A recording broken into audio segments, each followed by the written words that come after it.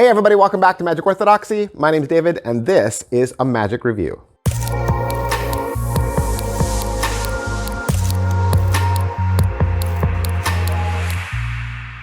Hey everybody, welcome back to the channel. Thanks for being here today. We got another one from Illusionist. This is Ditto from Mark Lemon.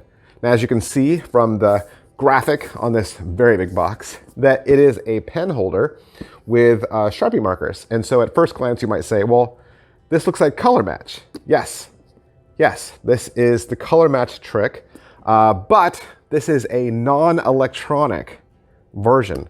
So there's nothing to charge here, there's no cables, there's no batteries, there's no lights, there's no indicator, there's nothing that you wear on your person, right? There's no thumper. This is a completely analog version of color match.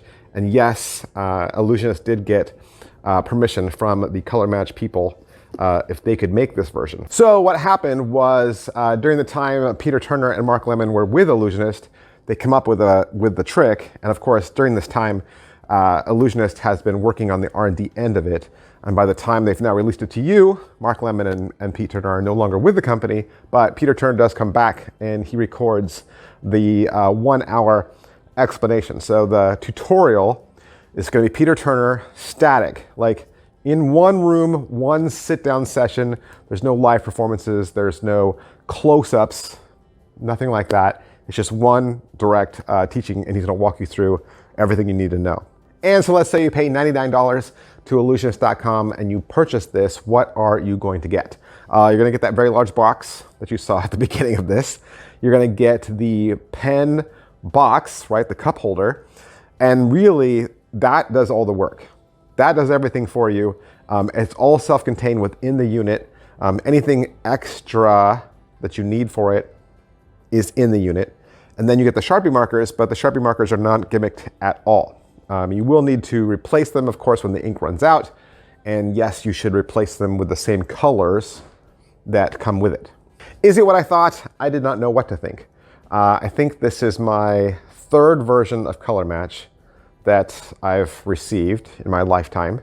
And you know, each one does it a little differently. This is completely different because the other two I had were, you know, mechanical, digital, electronic, right? They were from the future. This one, like I said, is a completely non-digital, completely non-electronic version. Complete analog. Is it well made? It's very well made. It looks exactly like it should. It's going to look very similar to its brothers and sisters in the world. In fact, if you had this sitting on your desk, I don't think anyone would give two thoughts about it. What's the overall quality and production value of the video? Like I said, it's Peter Turner, just one straight on shot with a static camera. As far as what he teaches you, he'll talk about what you get and how to set it all up. And he'll walk you through the basic performance, which is the Picasso routine, where the 5 spectators each select a color and they fill in various items of clothing on you know, something you have on stage. And then of course that matches your prediction. He talks a little bit about why he doesn't like electronic methods and how those kind of apps or technology items are non-reliable, they could break. His first additional trick is called Sneak Thief. This is something from Larry Becker that uses 3 spectators and 3 colors and 3 billets. They're each going to write down something on one of the billets. But of course, since you know what color each person has, it doesn't matter if you mix the billets up, you'll know which person it belongs to. The next trick is called Black Moon, and this is from Max Maven. This is where the spectators will take colors one at a time and hide them behind your back, and you will know which spectator has which color. Then there's a trick called Visa Cabaret, which is similar to the previous, where in this one you'll be able to predict the order of events, like who took which pen when. He gives you a little throwaway trick called Swapped Caps, very easy to do. Basically, the spectator selects 2 colors, swaps the caps, and puts them back where they were. You'll be able to tell them which 2 are swapped. You can then remove those 2 pens and then do the trick again. He'll then offer a color match variation, which, you know, is similar to the original basic performance. He offers you a dice and numbers effect where you can use the pens to correlate to a real number on a die, like 1 through 6.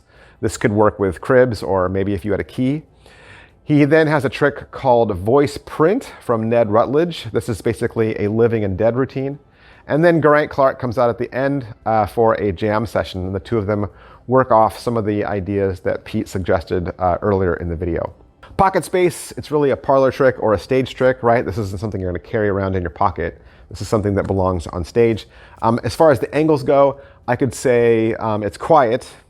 That's kind of angle-wise. You might wonder, like, does it make a noise? I was worried that it would make a noise initially, and then I was very surprised at how quiet it was. The other thing I will say about angles is the pen box container needs to be in a place where people aren't peering down into it. They don't really mention that in the video. In fact, there's even a point where they say, oh yeah, you could just leave this on your desk. You could, as long as people weren't peering into it. I think once you peer down into it, it kind of it tips the hat to part of it. They might ask you why something looks the way it does. So you might want to have this box or the pen holder at eye level. So if you were holding it, you could hold it like this and turn away and do it like that, or just have it someplace where maybe it's far away, and that would have people reach and take pens. I think you want them to kind of reach and take pens. You don't want them to like go like this and look into it. It might tip the hat, like I said. But as far as slights and difficulty level, it's completely self-working. There's nothing for you to do, really, and there's really nothing for you to memorize. There's no code or system like that you would memorize in advance. You're gonna memorize stuff on the spot, right? Obviously, because if spectator 1 takes red, spectator 2 takes yellow, spectator 3 takes green, you have to remember red, yellow, green, 1, 2, 3, right? But that's a memory thing that you're doing on the spot. I'm saying before you walk out on stage, you're not memorizing any codes or systems or anything like that. Setup and reset, you do have to set everything up. They talk to you about setting it up, but they don't show it to you. Pete describes what's happening, but the camera doesn't zoom in to show you exactly what you're looking at, which I kind of thought was to the video's detriment. Like, they should have given you some close-ups. And then as far as reset goes, the video does not talk about reset at all, which was another negative I would put out there. They talk about setting up, but I was kind of left to my own. I mean, I figured it out, right? I was just like, well, I guess if I were gonna reset it, I would do it like this, but they didn't have reset in the video at all. Positives, this works, right? It works. And it works exactly like I said, that you're gonna be able to do a color match without any sort of thumper or device or electronic. Nothing is going to fail, right? Nothing's gonna fail. And it definitely is something that is robust. It's not gonna break. It's gonna last you over time. And I think the more you use it, the more you'll probably come up with your own nuances. I don't think you'll actually borrow Pete Turner's suggested routine. I think you'll find a way to make it work for you. Pete offers you a suggestion and how to do it. And I kind of thought it was kind of a workaround to a solution, but I think that the more you play with it, I think you'll come up with probably some better ideas. Negatives, let's talk about negatives. Like I said, there's no live performances, it's all one shot. And like I said, you don't get to see any sort of close-ups as to setup and reset, or even how the device gives you that information. He describes it to you, but there's no like super, close-up where you get to see it. And I kind of thought that was lacking. The system that you use to reveal the colors, I'm not gonna say what the system is. The system you use to reveal the colors is small and losable. When I opened mine up, I immediately had this kind of thing happen, and I was down on my hands and knees trying to find all the tiny little pieces. So please be careful when you first open this and gingerly take things out and apart. I spent a little bit of time looking for a few of my pieces, and if they're gone, they're gone. The last negative is, because this is an analog version and a non-digital version, that means you will not get a real-time notification for each color. Okay? I think you would assume that, but I think I should tell you, remind you.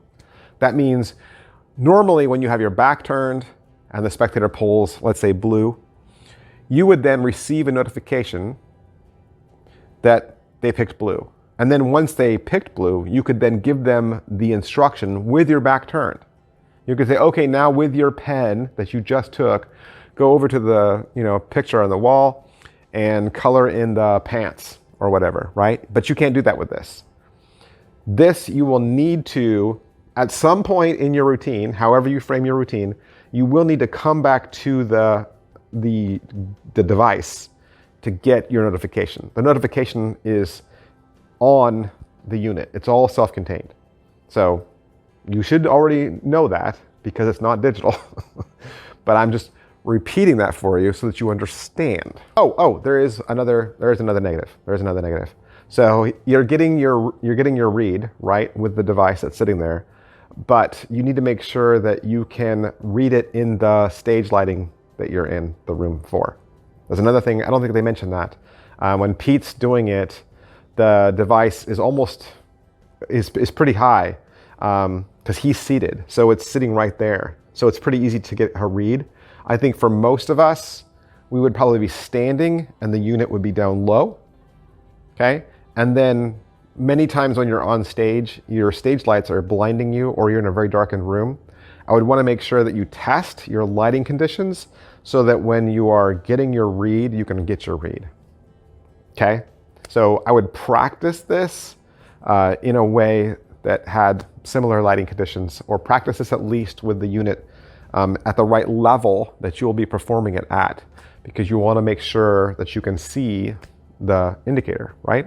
That's everything I can say about Ditto, Mark Lemon, Peter Turner, Illusionist.com. That's where you want to go. And thanks to Mark Lemon and Illusionist for allowing me to have this so that I could do the review for you. Thanks, guys. I'll see you next time. Bye.